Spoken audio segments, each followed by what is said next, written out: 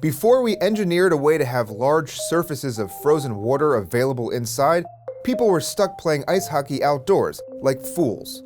Thankfully, the smart people fixed that and we're no longer at the mercy of Mother Nature, allowing the sport to evolve from a winter game trapped in the north to a spectacle that can be played well into the summer from LA to Tampa Bay, just like the architects of the game intended.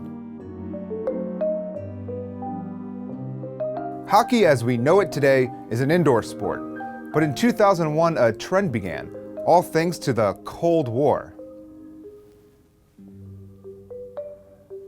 The Cold War was an extremely creative name given to a hockey game played between Michigan and Michigan State. They set up a rink in the middle of Spartan Stadium, where Michigan State's football team usually played, and on October 6th, 74,500 people filled the stadium that sat only 72,000 to set a world record for largest crowd at an ice hockey game. Realizing larger stadiums meant larger profits, the NHL jumped on the idea. 2 years later, the Edmonton Oilers and Montreal Canadiens took part in the league's first outdoor contest, and in 2008, it became a yearly event, with an exception in 2013 thanks to the lockout. But that Oilers-Canadiens game gets an asterisk.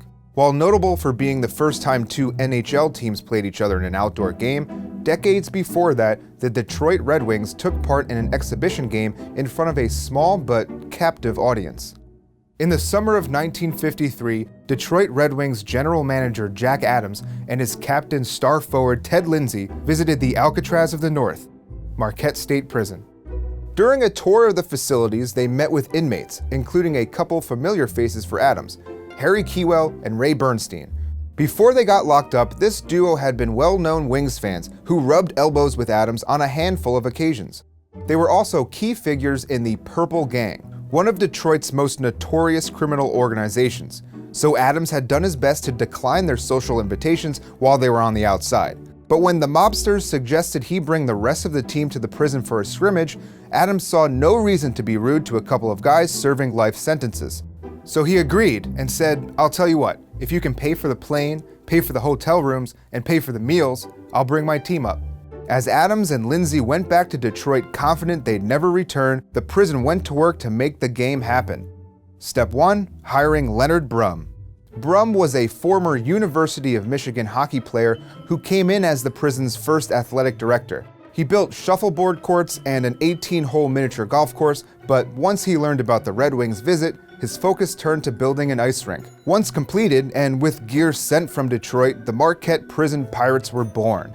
They were the first organized hockey team at any penal institution in the nation, and during the winter of 53-54, they reached a 4-1-1 record against outside opponents. It helped considering they always had home ice advantage. Warden Jocks phoned Adams to let him know the prison had fulfilled their end of the deal. Detroit would have their costs covered by local semi-pro Marquette Sentinels who agreed to finance the Red Wings trip if the Wings would then also scrimmage them. Adams, having given his word not only to the warden but to the Purple Gang as well, felt he had no alternative but to follow through with the appearance. Coming off their 59th game of the season, a victory in Chicago, the first-place Red Wings went to prison. Against men serving long sentences who were looking for a distraction from their usual day-to-day, Detroit held nothing back. The Wings played with such dominance that by the end of the first period, it was 18-0. The goaltender for the Pirates said the only time he touched the puck was when he had to pull it out of the back of the net. After 20 minutes, the scorekeeper quit keeping track, and it became an intra-squad scrimmage. Wings goalie Terry Sawchuk changed teams along with Alex DeVecchio and Sid Abel.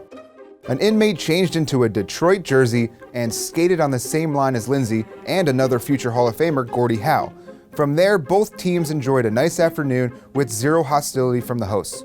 Gordie Howe told one of his opponents that he felt bad such friendly guys were locked up, to which the inmate agreed, saying, "The worst thing I did was run. I was just cleaning my fingernails with my knife when this guy runs around the corner and ran into it 5 times. Lindsay received the most cheers, as inmates were drawn to the man who led the NHL in penalty minutes over the previous 6 seasons. Once 60 minutes were up, everyone on the ice came together, and the warden presented Detroit with the Donaker Trophy. It really was just a honey bucket, like what prisoners went to the bathroom in. Newspapers politely avoided reporting the bloodbath, noting a more competitive 5-2 final score. The Red Wings left the prison, beat the Marquette Sentinels that same night 16-6, then won the Stanley Cup 10 weeks later. As for the prisoners, you can take away their freedom, but you can never take away that moment they forgot they were in prison.